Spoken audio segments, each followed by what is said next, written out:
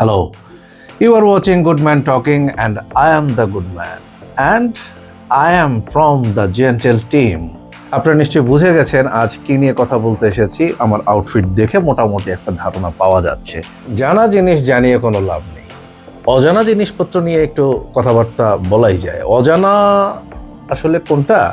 এই যে আমরা কোনো কোনো দলের সমর্থকদের গত কয়দিন ধরে দেখছি যে আর্জেন্টিনা নিয়ে নানা রকমের উৎপাতমূলক কথাবার্তা বলছে, এবং সেই কথাবার্তা বলতে গিয়ে ইতিহাস টানাটানি চলছে। তো ইতিহাস টানাটানির জায়গা তারা আসলে যে ইতিহাস ধরে টানে, আমার কাছে বারবারই সেই হলুদ শিবিরকে মনে হয়েছে, হলুদ দলটিকে মনে হয়েছে বেকার কিছু ছেলেপেলে থাকে না, বেকার যুবক যাদের চাকরি নাই, কর্মসংস্থান নাই, ব্যবসা বাণিজ্য নাই।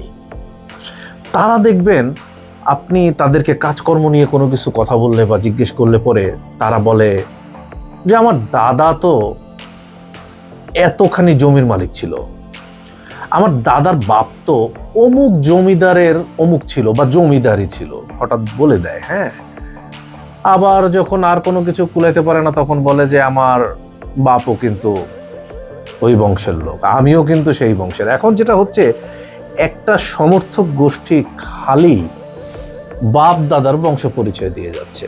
এখন কথা হচ্ছে, ভাই, বাপ দাদার বংশ পরিচয় কিন্তু কম বেশি ছোট বা বড় সবারই থাকে, হ্যাঁ, কিন্তু এমন বংশ পরিচয় তো আলোচনায় আনা উচিত না যেগুলো হলো গিয়া ধুলা পড়ছে, তারপর চিটা পড়ছে, জঙে ধরছে।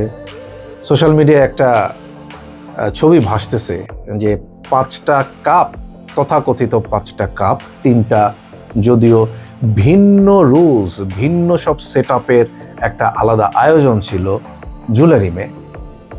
তো ধরে নিলাম যে ওকে, ওই 3টাও আমরা নিয়ে আসলাম, দাদার বাপটা একটু নিয়ে আসি আমরা। তো দাদার বাপ যোগ করে হলেও পরবর্তী যে 2খান, ওই 2খানও তো ঝুল পড়ে গেছে। 2002, 2026, কত বছর হয়? 24 বছর, 2 যুগ। এই 2 যুগের গল্পটা কেউ বলে না, কিন্তু 2 যুগে কিন্তু আরেকটা জেনারেশন চলে আসছে। অর্থাৎ যে দাদার গল্প বলতো এখন সে হইছে দাদার বাপের গল্প বলতেছে, আর যে দাদার বাপের গল্প বলতো সে কিন্তু 5 পুরুষে গিয়ে ঠেকছে। তো এই সব কথাবার্তা আসলে এখন আর টিকে না। একটা সময় টিকতো, একটা সময় হইতো যে ঠিক আছে, আর্জেন্টাইন শিবিরেও নানা রকমের গ্যাপ ছিল, 86, তার আগে 78, এরপর একটা বড় গ্যাপ ছিল, কিন্তু সেই গ্যাপ কিন্তু তারা ফিল আপ করে ফেলছে। এবং আমি যেটা বুঝি যে আর্জেন্টিনার প্লে মেকার, এই অনেকেই আবার কথা প্রসঙ্গে এই প্রসঙ্গটা বলে নেই, ফট করে আলাপ করতে গিয়ে বলে যে মেসিকে ছাইরা আসেন। আরে বাপ, মেসিরে ছাড়বো কেন? মেসিরে ছাড়বো কেন? ওরে কি আমরা ধারে আনছি নাকি ওর মানে অন্য এলাকার ছেলে? কথা বলতে গেলে পরে মেসিকে ছাড়া আসেন, তারপর দেখেন আরে ওরা আমি ছাড়বো কেন? মেসির সাথে আর্জেন্টিনার সম্পর্ক তো মানে পরিবার, বাপ ছেলের মতো। এমনকি কেউ বলবে ছেলে ছাড়া বাপ আসেন, বাপ ছাড়া ছেলে আসেন, কিন্তু পরিবার থাকলো না। এই আজগুবি কথাবার্তা বলে লাভ নাই। আমার কথা হচ্ছে যে যাদের এত মেসি এবং আর্জেন্টিনা নিয়ে অনেক জোনাকি পোকার মতন পেছনে জ্বলছে, তারা তাদের এরকম বাপদাদা 14 গোষ্ঠী নিয়ে আসুক, আমরা তো কোনো না করি নাই, নিয়ে আসুক। তো নিয়ে আসলে পরও এবার যা দেখলাম মরক্কোর সাথে, তাদের জন্য একটা সমবেদনা। আসলে যত যাই হোক, লাতিন আমেরিকা তো নিজেরা এক অর্থে তো আমরাই, তাই না? যত কথাই বলেন না কেন, বর্তমান বিশ্ব চ্যাম্পিয়ন নিয়ে কথা বলছেন, এই কথাটা কিন্তু মানতে হবে, এটা মাথায় রাখতে হবে। যেমনে কথাবার্তা কইতেছে, আমার মনে হইতেছে 2022-এর রেজাল্টটা কারো মাথায় নাই। সবাই কিন্তু 2022-এর আগের ফ্লেভার নিয়ে কথাবার্তা বলতেছে। আর এমন একটা বিষয় হচ্ছে, মেসি হলো সারা বিশ্বের দুলাভাই, মেসি আর্জেন্টিনার কিছু না। যেই কথা বলতে যায় বলে যে মেসিরে বাদ রাইকা, তারপর বলে মেসিরে বাদ দিব কেন ভাই? এখন এইসব কথাবার্তা খুবই চাইল্ডিশ, এইসব কথাবার্তার কোনো অস্তিত্ব নাই। এবং যাকে নিয়ে আমরা একটা সময় দেখছিলাম যে মেসির কাইন্ড অফ সমকক্ষ বানানোর এক ধরনের চেষ্টা, সেই নেইমার পানিমার আগেই শুয়ে পড়ছে, এবং সে তো এমনিতেই শুয়ে পড়ে, শোয়ার একটা অভ্যাস আছে তার, মাঠের বাইরে। কিন্তু আলটিমেটলি এখন দেখার বিষয় পরের ম্যাচগুলোতে সে কি করে, কারণ তারে নিয়ে যে পরিমাণ 7-8 বছর আগে বা 5-6 বছর আগে হাইপ আমরা দেখছিলাম বা শুনছিলাম, মাঠে কিন্তু অতটা বর্ষায় নাই যতটা গর্জাইছিল। হ্যাঁ, তো এসব তুলনার দরকার নাই। আর কিছু হইলেই 24 বছর আগে একটা গল্প, তার আগে ওই যে চিকন চিকন কাপ, ওইগুলোর একটা গল্প, এগুলো থেকে আমাদের বের হয়ে বাস্তবতায় আসতে হবে।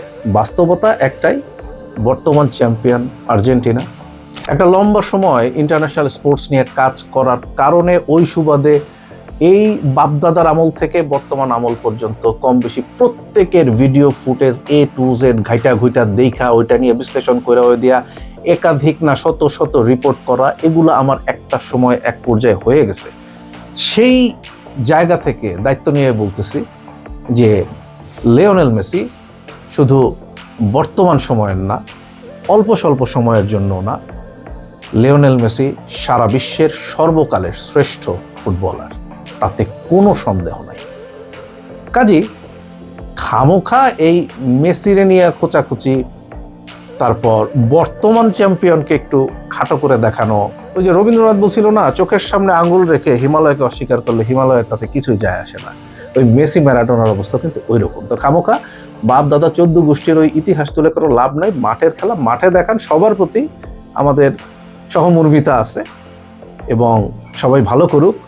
আজকে বাংলাদেশের হিসেবে আগামীকালকে সকালে ম্যাচ, সেই ম্যাচের অপেক্ষায় থাকলাম।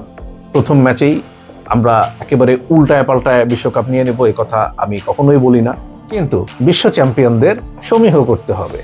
তার যথাযথ যতটুকু রেসপেক্ট প্রাপ্য সেটা দিয়েই তাদেরকে মেনশন করতে হবে, কথা বলতে হবে।